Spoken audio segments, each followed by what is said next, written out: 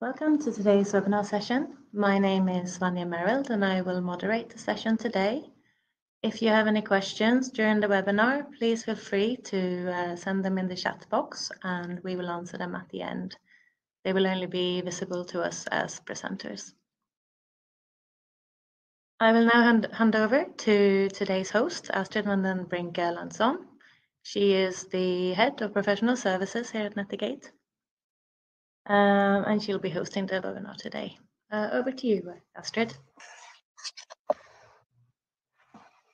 Yes, welcome everybody. My name is Astrid van den Brink Erlandsson, and I'm Head of Professional Services here at Netigate. And today I'm going to talk about how you can understand your employees during the COVID-19 crisis. And this webinar will take a maximum 30 minutes, so that you know. The crisis has, of course, led to a lot of changes for all of us, both in our private lives, but also in our working life, our professional life. And today I'm going through 5 tips or 5 steps that may help you to keep up the efficiency among your employees and also among the managers, like everybody in your organization. We have also conducted some market research in Germany and Sweden.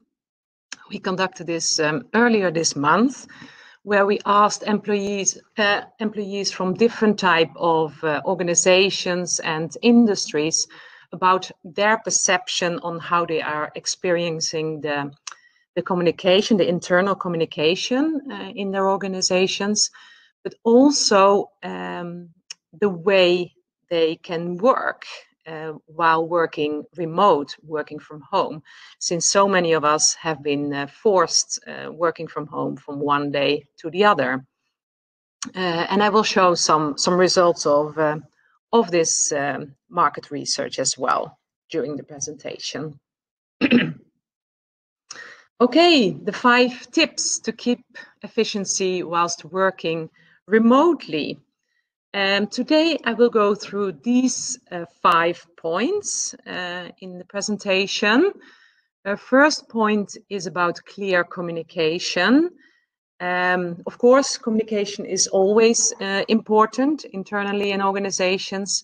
However, in times of crisis and certainly when having a lot of people working from home, it's even more important to keep the communication clear and very frequent as well. The second point is a suitable working space for your employees. How are they working from home, and is it suitable for the work that they are doing? The third point is related to this second point as well. It's about the equipment and the technology. All of a sudden, we have to rely a lot more on digital programs helping us to communicate with each other. And does everybody have the right equipment to do the work, but also to communicate with each other and to have effective meetings as well? The fourth point is about creating a structure in your working day, the importance of that. This is also something that is always important, but it becomes even more important when sitting on your own, not having your colleagues around you or your boss close to you. Then it's even more important both for the individual employee, but also for the person managing the team, that everybody has these plans and communicate these. And as the last point, the fifth point, since people are spread out and working on different places, you don't get the daily chat with the employees or with your colleagues, and therefore it's even more important also to get regular feedback from your employees on how are they doing. Do they get the information they need for their jobs, and can they work effectively? But let's start with the first point, the clear communication. Of course, very important to keep your employees informed, both on what is going on within the organization, but also update about changes in regulations, which can be different from country to country, as we all know. And also, what does that mean for us in our organization? And here it's very important to be very proactive and have this information very frequently as well. What we have seen from the surveys that we conducted is that many employees feel that they got a lot of good information in their teams or from their direct manager. However, it's a little bit lower, the score is lower when asked about the company-wide information. There, many employees feel that they don't get that information that often. And what we also can see is that in the beginning of the COVID crisis, a lot of organizations and employers were doing very well with giving a lot of information in the beginning, but then it went down a little bit after a while. And for people working remotely, it's even more important to get this frequent information. And also that it's somehow, and it's the second point, that it's transparent information, that's reliable information. We all know that we have a crisis, that what's going on, and I really, as an employer, would like to have very honest information with great transparency. Furthermore, it's important with a clear point of contact. This can be a person who always is communicating communication about the crisis or the regulations, but it can also be the intranet, that I always can find the latest updates there, or via email from HR or from the CEO, so that I always know that the latest information, I always know where to find it. You can also think about an FAQ setup. We actually did it in our organization because we noticed that we got a lot of the same questions from many people wondering. And then we just gathered these and put them on the intranet so everybody can look at them, and we also update them if new questions arise. Since during this crisis, of course, we don't know exactly how long it will take, and things and conditions are changing in regulations. So so that is good to update that as well. Then we have the contact information for colleagues. Very important that when, for example, a colleague gets ill and cannot work or cannot contact us as an organization, then it's very important that you have the contact details of the relatives or the partner of the person, so you always know about the status of your employees.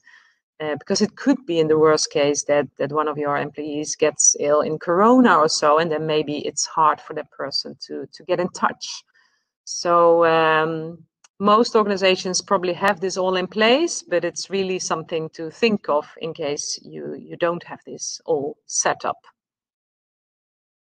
And then the last point is about the working hours. Of course, when working from home and not in the regularly working place, of course the same working hours, you should work the same working hours probably, but that should of course be communicated as well. If there are any exceptions or so, then it's also very important to make sure that all employees are aware of this. Because when you normally come into the office, then everybody sees when you're coming and when you're leaving, and that's not exactly the same when you're working from home. So it's good to be clear about that, how people should work and when they should work.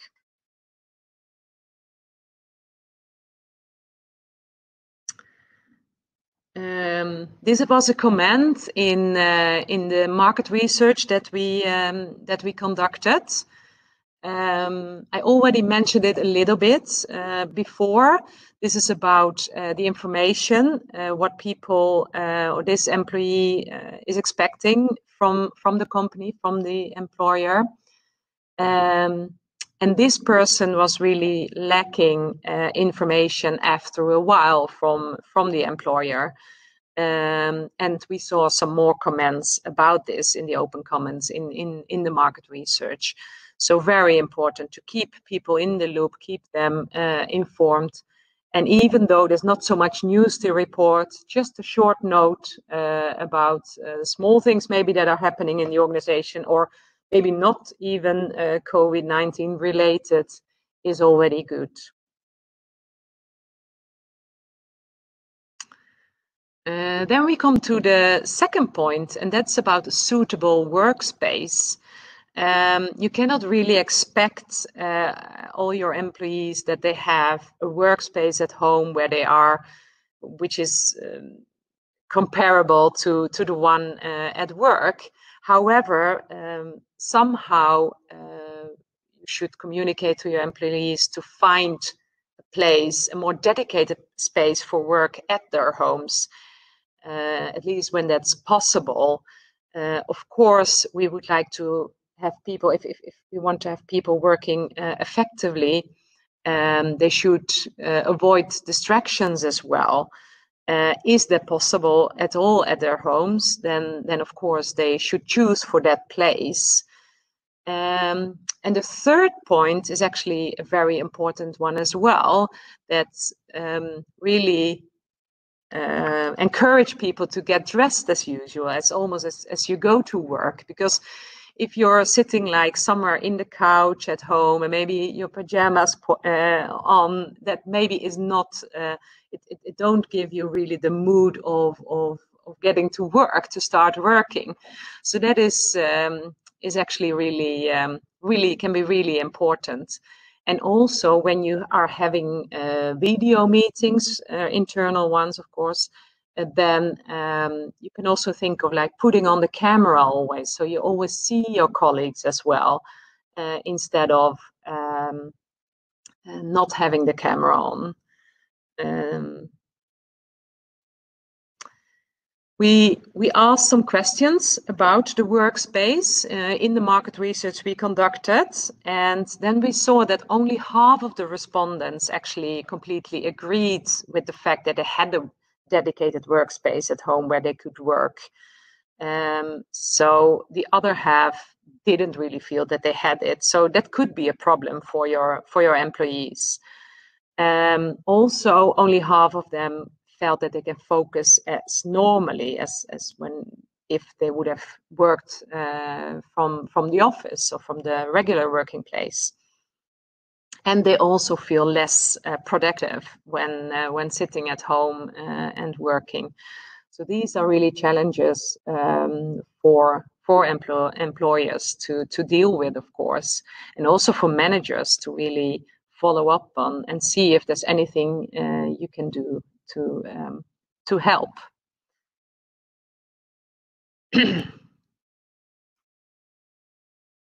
In many cases, employees have their children at home as well. It differs a little bit between the countries, if children still can go to school or not, or to the daycare. But I know in many countries they can't.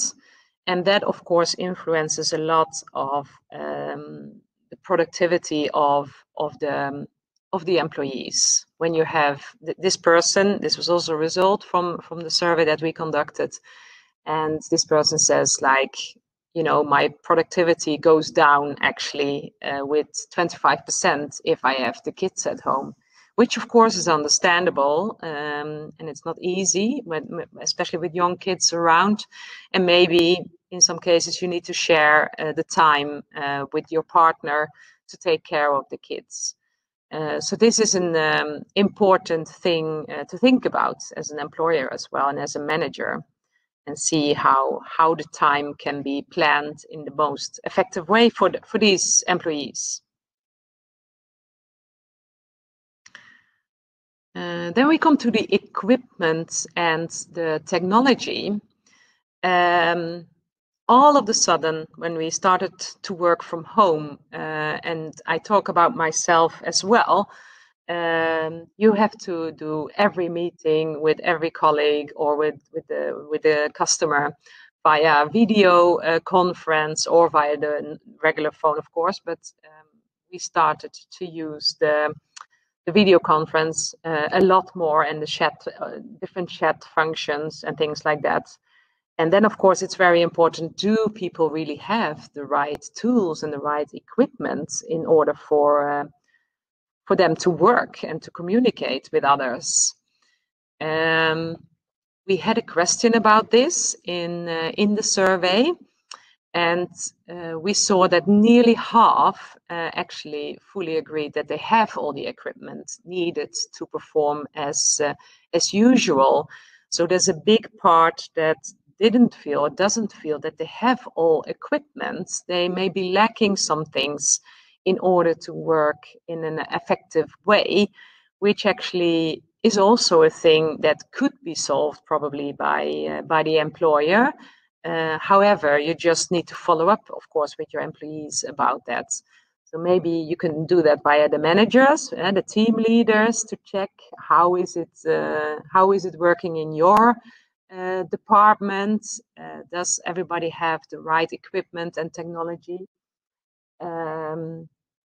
Me, myself, for example, I went to the office myself, and I actually took my screen with me, and so I can work from home and have the second screen, for example, which helps me a lot to work more effective.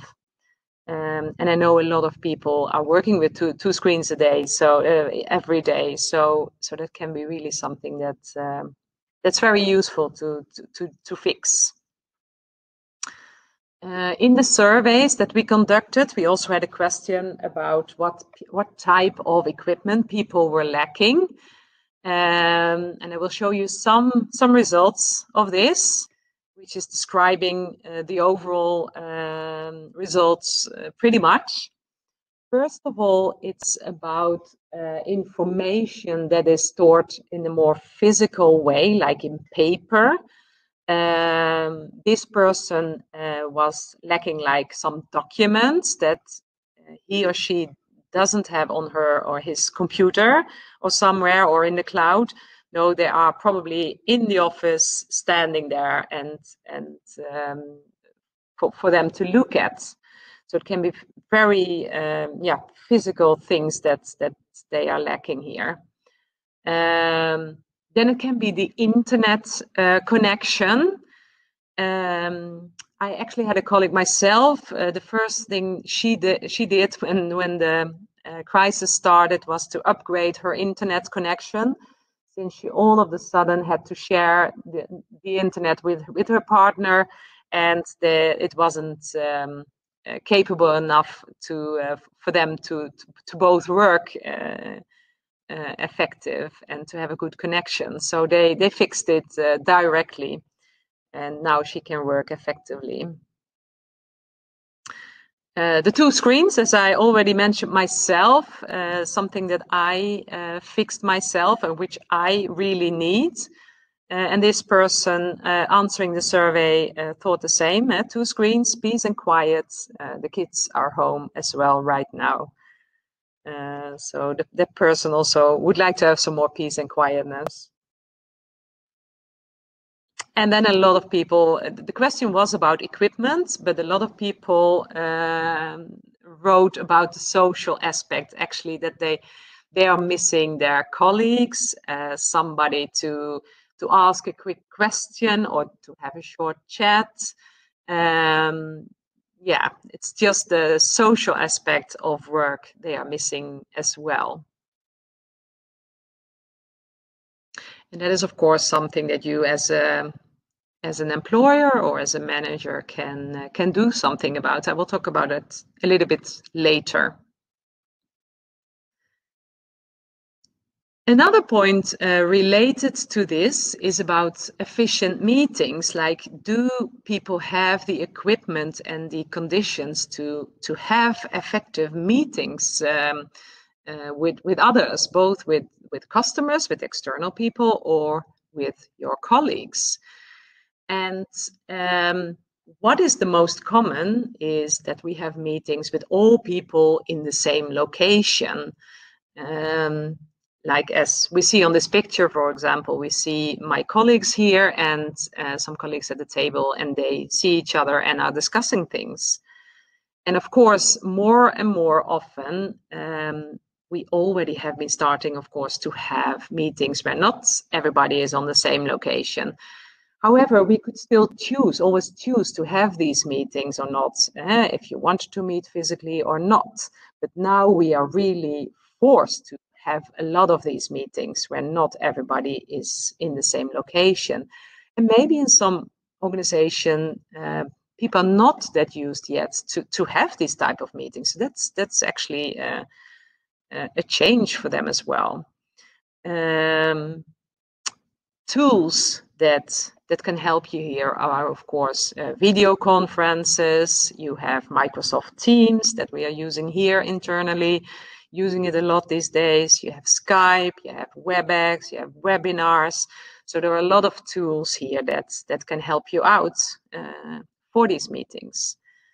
Then you also can have meetings where you're not at the same location as we most likely are today, since everybody's working from home, and not even meeting each other at the same time. And here I'm thinking of if you're working in projects together with your colleagues, and maybe I'm working on one task, and when I'm finished that one, I would like to give that task to one of my colleagues. And how do I communicate that? Because that colleague maybe is in another meeting at the time or working with something else. And then, of course, we have a lot of planning tools that could help us, like, for example, Trello or Asana or Monday. There are many more of these tools, of course, but these are very helpful for these type of planning projects. Of course, you can also record meetings and webinars. That is actually something we do quite a lot here internally. Also, for example, with the company-wide information, very good to record these, like if in case people are missing these meetings and when it's very important information. However, we also do it with team meetings and other types of meetings. And of course, we should be able to share documents with each other. You can do that via Google Drive. We ourselves have SharePoint, where we share a lot of documents with each other. And this is, of course, even more important when we're not all at the same place and working remotely, that we have access to the documents that we need for our work.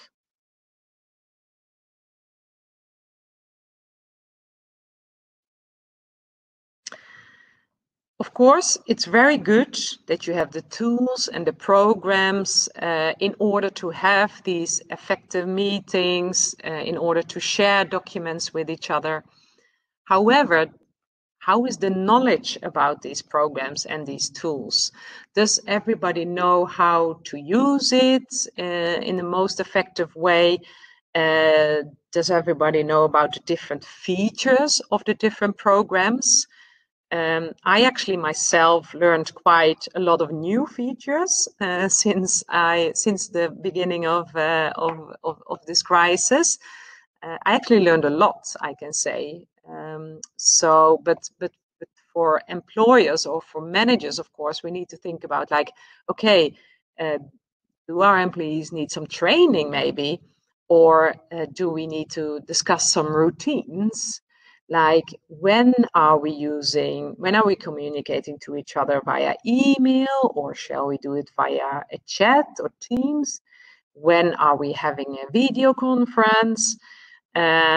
So since we are forced to these tools, to use these tools and work that way, it's of course very important that we build up a new routine and a new standard for that, and that we all agree on that.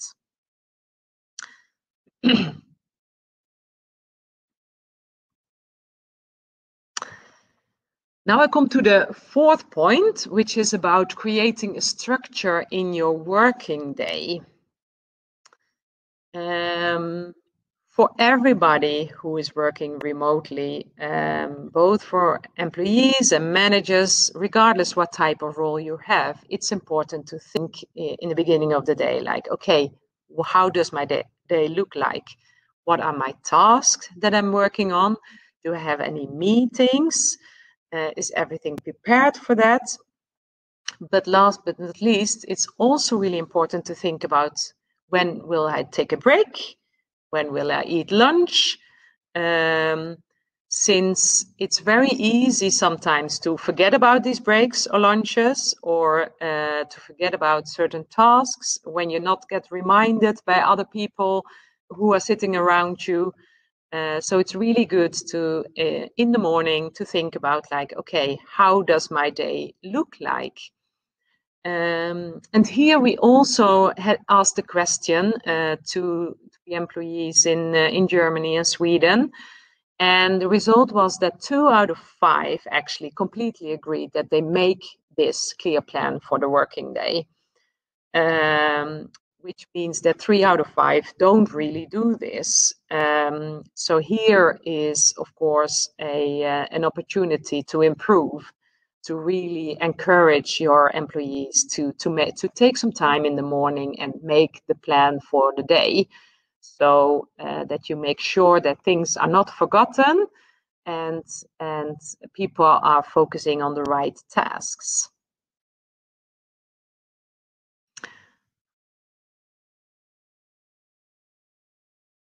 Secondly, what is also really important, apart from your own personal routines, is the team routines that you as a team set up. And I will show you some types of meetings that you could think of. First of all, you can think of the morning meeting to start the day. And this is something we started directly here at Netigate when we all started to work from home. All our teams should have a morning meeting together to start the day. And during this meeting, everybody needs to go through their plans for today. So the team leader knows what everybody is working on during the day. And also your colleagues knows what you're working with, and maybe somebody needs some support or help during the day, and you will discover that directly. Secondly, the weekly team meeting. Most teams already have that, already had it before the corona crisis, and you should just continue conducting these team meetings, like keep up the regular routines as much as possible. Then we have the one-to-ones, which most of us have with the manager. Of course, the managers should just continue with that as normal, even maybe think of do it a little bit more often, since people are working from home and maybe have a bigger need of these meetings, since they're not meeting the manager on a daily basis, or not meeting the manager physically at least. And of course, continue with spontaneous meetings as well, and encourage that among your teams. It can be very easily be that you're not starting a spontaneous meeting because everybody's sitting remote and you think they are working with other stuff. Maybe I shouldn't take some of their time. However, these meetings are, of course, really important to continue with and to encourage the employees about that. And then obviously we have the company-wide meetings, which I already mentioned earlier. What we did here at Netigate was that we have a company-wide meeting. We always have that on Monday mornings. We already had that before the crisis. And we have that with all employees in all countries. It's Germany, Norway, and Sweden. However, we now started also with a meeting on the Friday afternoon when we're closing the week. Just with an update maybe of new regulations, but also other things that have happened during the week that's relevant for everybody. So this way we make sure that that everybody has the information that they need. And the management within Netigate are also meeting every day at the end of the day, just to make sure, just for 15 minutes, just to make sure that that we all know how things are going, and if any problems arise or if people have problems in their teams, that we would share with each other. So that is also something that that works really well and which could be a good initiative for other organizations. And of course, the purpose of all these meetings, especially for the team meetings, is to see like, okay, are we focusing on the right priorities? Do we have a good planning for the resources? Does anybody need some support during the day or during the week? But also, it's very important for team leaders and managers is to have some kind of feeling of control over the situation. If you don't have the communication on a very frequent basis with your team, it can very easily be that you lose control. You don't know exactly who's working with what, and that, of course, will influence the result in the very end as well. And last but not least, if you have these meetings booked in your calendar each week, it gives you some kind of steady pulse, a steady feeling. It feels very good to have these meetings planned in and know that you receive this information and you can tell what you're working on. At the same time, it's very important also to socialize with each other. As we already saw before, many respondents in our surveys, they mentioned that they are missing their colleagues. So you should also allow some time for socializing. And here I have an example of our PS team in Frankfurt, who are on a break. They have a coffee break here, and many of them phoned in and they had a chat with each other here. As I said, they have the camera on so you can see each other, you have contact, and they also have the chat open there on the right where they could chat with each other and maybe have some jokes or tell how they are doing. So this is also very important to really plan these type of social meetings as well.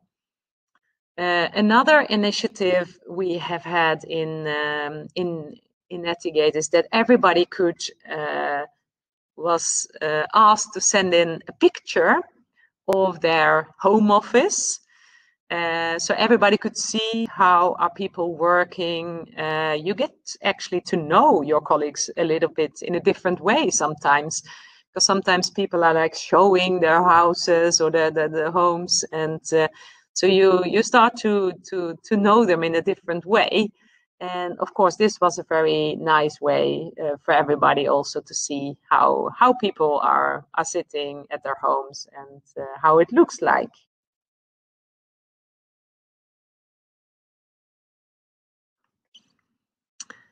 And now we have come to the last point, to the last tip for today, and that is about regular feedback from the employees. Of course, you would like to make sure that employees have everything they need to carry out their work successfully while working remotely. Do they have the right programs? Do they have the right equipment? Do they have the space where they can work without distraction, if at all possible? Can they communicate with co-workers? How does that work? But also, do they receive enough information from the organization or from the team? Both general information about the situation, but also the information that they need to carry out their work. So that is really important to follow up with your employees. And in order for us to help our customers with this, we designed a survey, an employee survey, specifically for COVID-19, which you can find in your account, as I show here. So if you go into your account, you will see that you can create this survey. Just push the button to the right there, create survey. And here we have, then there will come up the questions that we made up. And these questions are about if employees feel that they got enough information, if the information is clear, and about the frequency of the information, but also to what extent they are able to work efficiently during this time and can communicate with their colleagues, and if they need any more support. And our advice for these surveys is to send out these surveys on a weekly basis. That is what we do here internally at Netigate as well. We can help you with the send out if you need any help. You can, if you conduct the survey more frequently, you can also follow some trends, like if you are improving, for example, with your communication internally, or if it goes down. And there are both open and closed questions included. So from the open questions, you can also read if there's anything specific problems that employees are facing, or if they have any suggestions for improvements or so. So there's room for this type of input as well. Okay, these were my 5 points for today. I hope they are helpful for you in your organizations. I will give the word again to my colleague Vanya. Thank you. Thank you, Astrid, for holding that webinar. I think it's quite interesting to hear that 2 countries like Sweden and Germany that have taken quite different paths during this crisis, still that for those employers that are able to work home, the concerns are quite similar. Yeah. I know we've run slightly over, bear with us for another 2 minutes. Before we go, I'd just like to mention the COVID-19 stakeholder view. Our customers have expressed that the employee survey that we're doing with a COVID focus, that it also be good to have that on a larger scale to get an overview for the whole company. So therefore, we've launched this product. It is basically allowing companies to get input from their employees, managers, their customers, their suppliers, but also from the board. I know a lot of companies right now are taking hard decisions. Some industries harder than others. And therefore, it's important to be able to, in real time, see how those business decisions and the actions are impacting the stakeholders of a company. So how this is set up is that Astrid and the professional services team, they will aid and assist throughout the next 6 months with everything from setting up of survey to send out to reporting and also providing insights. It will consist of 5 pulse surveys within these 5 different segments. And in the end of these 6 months, you will also get a comprehensive report with a full analysis. We will also send out a link after the webinar. It might happen tomorrow, where we give you a little bit more information about the stakeholder project. I would like everyone that signed in. Thank you for listening, and also thank you very much, Astrid. And that is it for us. Thank you very much. Let me just check as well. Yeah, we don't have any questions that come in, so therefore this will be the end of the webinar. Hopefully you'll sign in for the next one.